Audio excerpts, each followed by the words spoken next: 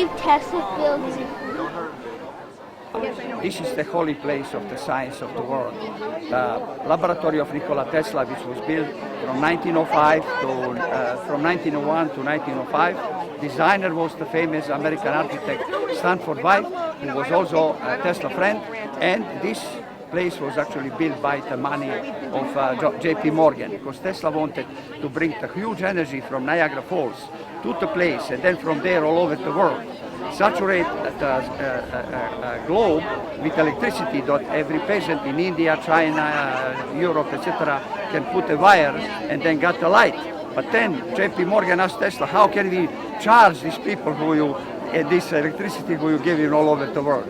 When he didn't get the right answer, Tesla they did discontinue the money, and the whole thing was never built. But this is the place where many scientific achievements which we are using today, like cellular telephone, wireless transmission of electrical energy, etc.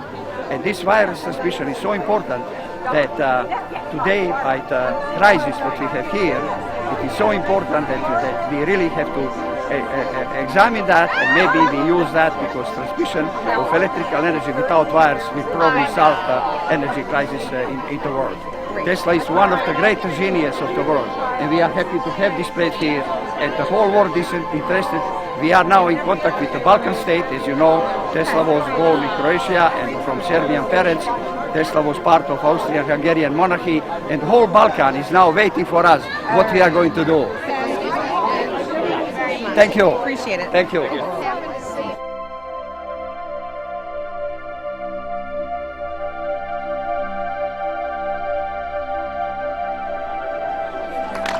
And I'd like to thank you all for joining us here on this beautiful sunny morning, finally. And we're all here to take a stand for Wardenclyffe.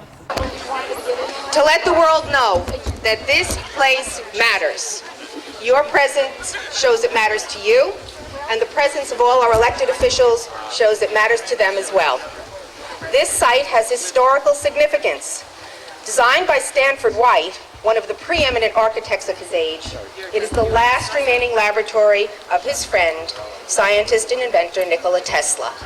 Tesla can be credited with many of the discoveries and inventions that have created our modern age and have led to so much of what we take for granted today. Alternating current and generation and distribution in the harnessing of Niagara Falls, the bladeless turbine, remote control and robotics, including the first patent for the logic gate on which our computers depend, the spark plug igniter for our cars, the formative patents for radio, early X-rays that he shared with Rankin, and so much more. He foresaw wireless transmission of pictures and speech, and was developing a system for wireless transmission of energy, something MIT scientists are now beginning to accomplish. Without his work, our lives would be much different, and his importance has been too long underappreciated. There are other scientists and inventors whose homes and laboratories have been preserved, and it seems negligent to allow this special place to go unprotected. It's the hope of the Tesla Science Center, with the help of our representatives and you, to find the means to acquire this property. We'd like to create a science center here, devoted to educating students and families about science and to pursuing some of Tesla's inquiry into energy by establishing a living museum where research can continue in his honor. Tesla and his work are of interest to a worldwide audience, and we believe that the establishment of a museum and science center here will generate support for energy research and more inquiry into Tesla and his work. Tesla's great-nephew, William Turbo, was unable to be here today due to family obligations, but he wanted me to tell you all that he appreciates what people are doing here, that he will be writing letters to encourage this preservation, and that he will do whatever he can to support it. Tesla said, when referring to other inventors 100 years ago, "The present is theirs. The future, for which I really worked, is mine." That future is now, and it is our turn to do what is necessary to make his work part of our future. I hope you'll listen to the speakers here, take their words out into the community and beyond, and share with the world our goal of a place for honoring Tesla and a place for science education and energy research. This will help us in pursuing the dream. Now I'd like you to welcome with me a very supportive person in our New York State Assembly, Mark Alessi. Thank you.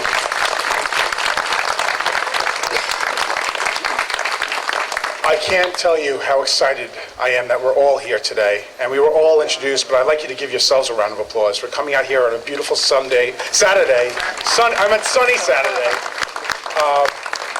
I would love to go on and on about how important Tesla is to me, but luckily for all of you, I can't. I actually have to leave early. It's my daughter's first dance recital. But I wanted to be here today first to thank Jane Alcorn, Dave Madigan, the entire board for indoctrinating me into how important Tesla is to our history. Not just this community, not just Long Island, not even just this country, but worldwide. The people that have been outpouring support in preserving this property has been enormous. So I stand here today happy to announce that I've been able to secure a grant at the state level for $350,000 to help serve, thank you, to help serve, thank you,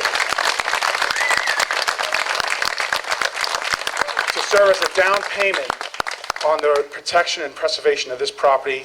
I look forward to working with all my colleagues in government at every level, public and private partnerships, to make sure not only that we get the museum that is necessary here, but we don't just remain static. It's not just about remembering our past. We have to embrace our future. I'm hoping that more research gets done here, groundbreaking research that revolutionizes the way we energize our lives. Thank you.